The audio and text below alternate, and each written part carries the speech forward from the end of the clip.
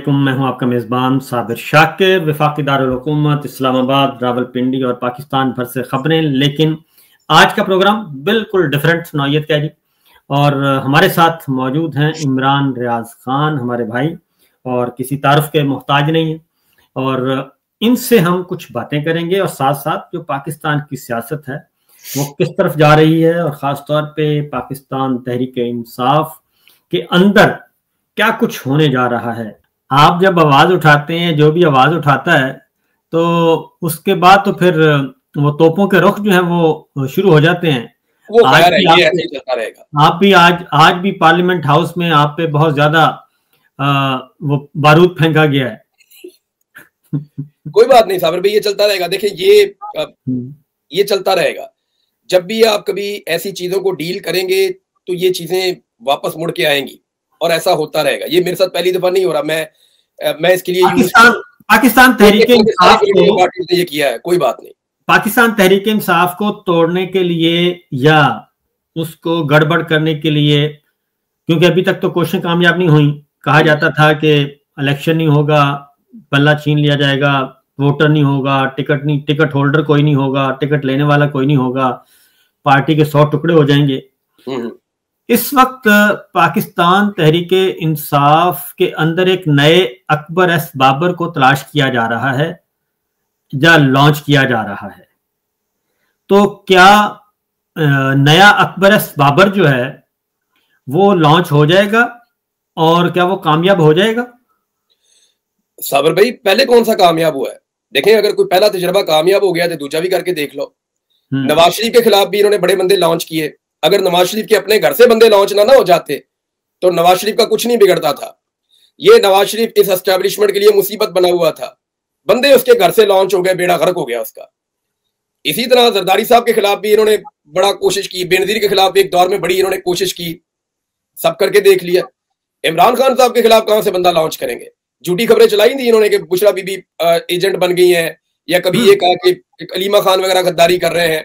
नहीं, एजेंट नहीं होगा नहीं सर। देखिए, इमरान खान ऐसे थोड़ी होता है कि एक बंदा उठ के कह दे कि जी आज के बाद मैं इमरान खान हूं या मैं लीडर हूं।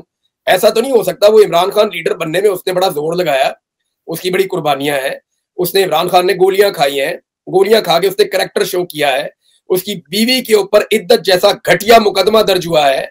वो आदमी आपको 1.5 साल से दिखाई नहीं दे रहा। उसकी शक्ल देखने पर पाबंदी है, उस आदमी की आवाज सुनने के ऊपर पाबंदी है। उसको सुन नहीं सकते आप। उसको जेल के अंदर कभी अंधेरे में रख देते हैं, कभी उसको जेल के अंदर सर्दी में रख देते हैं। उसको आज तक इन्होंने एसी की फैसिलिटी नहीं दी। उस बंदे को कई कई दिन ये बंद कर देते हैं छोटे से सेल के अंदर। और भाई, इमरान खान बनना आसान नहीं होता, बिल्कुल आसान नहीं होता। उसके लिए अपनी हुकूमत को ठोकर मारनी पड़ती है, उसके लिए अपनी हुकूमतें गिरानी पड़ती हैं, उसके लिए बोल्ड डिसीजन लेने पड़ते हैं, अवाम के साथ खड़े होना पड़ता है, उसके लिए एस्टेब्लिशमेंट को ना बोलना पड़ता है, उसके लिए एब्सोल्युटली नॉट कहना पड़ता है। इंसानों की वो जरूरत नहीं है। ये उठाते हैं एक बंदे को, जी आज के बाद ये इमरान खान है, आज के बाद ये इमरान खान है। वही एजेंसियां कह रही है, ये ऑफ द रिकॉर्ड कहते हैं साबिर भाई, ये बार बार कहते हैं। जब मैं इनकी कैद में था मुझे भी कहते थे हमने बनाया इमरान खान को। बनाओ एक और, फिर बनाओ ना। अब तो तुम्हारे पास बजट भी ज्यादा है, इख्तियार भी ज्यादा है। बनाओ एक और इमरान खान, देखें हम कैसा बनाते हो। इमरान खान ऐसे ही बन जाएगा। अल्लाह ताला ने बनाया उसको रब ने तौफीक दी, रब ने उसको हौसला और हिम्मत दिया, रब ने उसको सीधे रास्ते पे खड़ा किया। वो डट कर खड़ा हो गया, पूरी कमर अपनी सीधी रख के। तो आपसे दूसरा इमरान खान नहीं बनेगा। इमरान खान अमेरिका को एब्सोल्युटली नॉट बोलता है। पाकिस्तान की एस्टेब्लिशमेंट का रिकॉर्ड सीधा है कि पाकिस्तान की एस्टेब्लिशमेंट ने अपनी पूरी तारीख में अमेरिका को कभी एब्सोल्युटली नॉट नहीं कहा। खाली नॉट नहीं कहा तो एब्सोल्युटली नॉट कहां से कहेंगे? ये इन्होंने तो हमेशा उनकी बात को माना है। तो ये इमरान खान को बनाएंगे? इमरान खान ने जो बनाया इनसे तो वो नहीं बनता। इमरान खान ने बनाया मुराद सईद को, बना के दिखाओ एक और। इमरान खान ने बनाया उसको कासम सूरी को, बनाकर दिखाओ एक और। इमरान खान ने बनाया अली अमीन गंडापुर को खैबर पख्तूनख्वा का वजीर आला, तुम बना के दिखाओ खैबर पख्तूनख्वा का वजीर आला अपना कोई। इमरान खान ने बनाए बेशुमार लोग जो लगे फिरते हैं, और कई लोग हैं जिनको इमरान खान ने अल्लाह के हुक्म से बनाया और उन्हें लगता है कि वो बहुत बड़े बन गए हैं। तो ऐसा हो नहीं सकता। ना इनसे इमरान खान पहले बना था, ना ये अब इमरान खान को बना पाएंगे। वो आदमी जो है वो अपने सब्र और अपनी हिम्मत की वजह से है। देखिए, बात यह है कि ये माजी में भी बहुत एक्सरसाइज की गई। माइनस, क्योंकि जब भी आप बचपन से सुनते आ रहे हैं -1 -1 -1, आज तक माइनस का फार्मूला कभी कामयाब नहीं हुआ। माइनस होने वाला, माइनस जो करने वाला है ना साबिर भाई, वो रिटायर होके जाके किसी यूरोपियन कंट्री में या किसी जजीरे पे रहना शुरू कर देता है, खुद वो माइनस हो जाता है। मुझे बताएं ना, माइनस की ख्वाहिश देख रहा था ना जनरल बाजवा, किधर है? बताएं किधर है? कोई पता नहीं है, पता किसी को किधर है? जनरल बाजवा किधर गया? इसको एग्जीक्यूट कौन कर रहा था? नदीम अंजुम किधर है? बताएं ना मुझे, नदीम अंजुम किधर है? कोई जानता है किधर है? ये जो माइनस करने वाले हैं वो रिटायर हो जाते हैं, नया आ जाता है, वो नए फार्मूले के साथ आ जाता है, वो कोई अपनी कहानी शुरू कर देता है। माइनस कोई नहीं होता ना, नवाज शरीफ माइनस हुआ, बेनजीर को माइनस करते थे, इनसे आज तक जुल्फिकार अली भुट्टो माइनस नहीं हुआ, और इनसे तो फातिमा जिन्ना माइनस नहीं हुई। इन्होंने माइनस करते करते, इन्होंने अगर आज तक कुछ माइनस किया है ना, तो मुल्क को माइनस कर दिया था। मुल्क दो टुकड़े हो गया था। एक बंदे को माइनस करने के चक्कर में शेख मुजीब को, उसकी पार्टी को इन्होंने हुकूमत नहीं दी, मुल्क के दो टुकड़े कर दिए उस दौर के डिक्टेटर ने अपनी आकड़ के चक्कर में। ये याह्या खान ने जो गंद मारा था इस मुल्क के अंदर, पाकिस्तान के लोगों को उस वक्त समझना चाहिए था कि हमने मिलिट्री एस्टेब्लिशमेंट का रोल खत्म करना है। लेकिन हम बदकिस्मत मुआशरत उलूम की किताबें पढ़ी हुई हैं, हमें जनाब मिली नगमे सुनाई जा रहे हैं, हमें जनाब ट्रक की बत्ती के पीछे लगाया हुआ हम लगे हुए हैं। दुनिया में निकल कर देखें, दुनिया कहां से कहां पहुंच गई है, दुनिया चांद पे पहुंच गई है। हम आज भी स्टेटमेंट देने के लिए सोचते हैं कि ये वाला देना या ये वाला नहीं देना। हम दुनिया से बहुत पीछे रह गए हैं। इंडिया जाके मुलाकातें कर रहा है उससे, वो जो डॉज का सरबराह है इलॉन मस्क, उससे मुलाकातें कर रहा है इंडिया। आप उससे क्या कहेंगे मिलके, हमने तेरी जो वो एक एप्लीकेशन है उसके ऊपर पाकिस्तान में पाबंदी लगाई हुई है, आप उससे ये कहेंगे बैठ के? इंडिया ने अमेरिका से F-35 तैयारे ले लिए हैं। इस वक्त इस जमीन पे जो जितने दस्तयाब तैयारे हैं उनमें सबसे बेहतरीन लड़ाका तैयारा F-35 है। हमारी आपस की 36 रफाल लिए, पहले 36 रफाल लिए उन्होंने। आप जब उनके 2 तैयारे गिरे थे, उन्होंने फौरी तौर पर फ्रांस से राब्ता करके 36 रफाल तैयारे लिए थे। उसके बाद अब उन्होंने F-35 अमेरिका से लेने का उन्होंने मुआहदा कर लिया है। S-400 उन्होंने लगा लिया है। वो पता नहीं किस चक्कर में इतनी जंगी तैयारियां कर रहा है इंडिया। देखिए कहां पहुंच गए और आप कहां खड़े? बात यह है कि हम इमरान खान को और एक विफाकी सियासी जमात को क्रश करने में लगे हुए हैं, और हमारी सारी डिप्लोमेसी, हमारी सारी खारजा पॉलिसी, हमारी सारी दाखिला पॉलिसी, हमारी मुआशी पॉलिसी, ये 3 ही होती है ना, खारजा पॉलिसी, मुआशी पॉलिसी, दाखिला पॉलिसी, और ये तीनों जो हैं वो लगी हुई हैं किस पे? क्रश इमरान खान और माइनस इमरान खान और डिमोलिश पाकिस्तान तहरीक इंसाफ। साबिर भाई, उधर फ्रांस के अंदर आर्टिफिशियल इंटेलिजेंस के ऊपर जो एक कॉन्फ्रेंस हो रही है उसमें भारत मरकज़े निगाह बना हुआ है, और हम जो है वो लोगों के कमरों में कैमरे फिट कर रहे हैं। यार कितना तरजीहात के अंदर फर्क है, आप देखें। हम आज भी वो आर्टिफिशियल इंटेलिजेंस में कहां से कहां पहुंच गया, इंडिया का नाम बन रहा। आपको पता है वो 100 अरब से ऊपर का उनका 200 अरब है गालिबन, मुझे एग्जैक्टली याद नहीं है, लेकिन उनका आईटी बिजनेस वहां तक पहुंच गया है इंडिया का।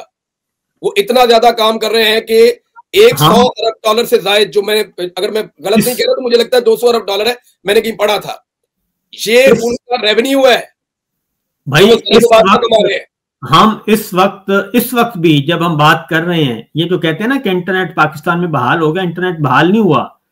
इस वक्त भी जो मोबाइल फोन कंपनियां हैं उनको ये इंस्ट्रक्शंस हैं कि आपने अपने जो देते हैं डाटा और नेट देते हैं, इसकी स्पीड एक खास हद से ऊपर नहीं जानी देनी, जिसमें आप वो आर्टिफिशियल इंटेलिजेंस के अंदर एक कॉन्फ्रेंस हो रही है आलमी सतह की, वो उसकी मरकज़े निगाह बने हुए हैं इंडिया वाले। उन्हें पता है कि इनके अंदर बहुत पोटेंशियल है। सेम टाइम में हम क्या कर रहे हैं, अपने शहरियों की कॉल कैसे रिकॉर्ड करनी है, हमने किसी के व्हाट्सएप के अंदर कैसे घुसना है, हमने किसी सियासी जमात को कैसे तोड़ना है, हमने बेडरूम के अंदर और बाथरूमों के अंदर कैमरे कैसे लगाने हैं। वो हमें इससे फुर्सत हो तो हम आगे बढ़े ना भाई। इधर तो पाकिस्तान में हर बंदा जो है वो इनसिक्योर है। मैं आपको एक अजीब बात बताता हूँ, ये आपके साथ भी होता होगा। जब किसी को टेलीफोन कॉल करो वो बात ही नहीं करता खुल के, वो कर ही नहीं सकता बात। वो यार वो अफसोस भी नहीं कर सकता जो आपके साथ हुआ है। किसी में अपने दोस्त यार को, बेशुमार मेरे दोस्त ऐसे हैं जो फौजी हैं, वो कहते हैं पाकिस्तान मिल के मैं गल करांगा। भाई क्यों मिल के बात करेगा भाई, ये फोन पे बात हो रही है, और नहीं सर कोई सुन लेगा। हर बंदा डरा, पूरी सोसाइटी को इन्होंने सफोकेट करके रख दिया।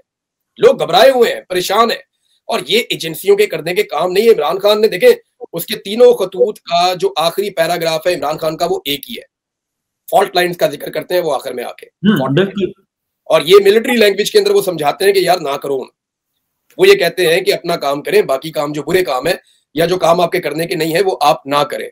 वो फौज को कहता है कि अपनी हदूद के अंदर वापस चले जाएं। अब लोग इमरान खान पे शक करते हैं कि जी इमरान खान इसलिए कह रहा है कि फौज की उसको सपोर्ट नहीं है। तो मेरी एक बात सुने, नवाज शरीफ ने फौज के खिलाफ कितनी दफा लड़ाई लड़ी है साबिर भाई, कितनी दफा लड़ी है?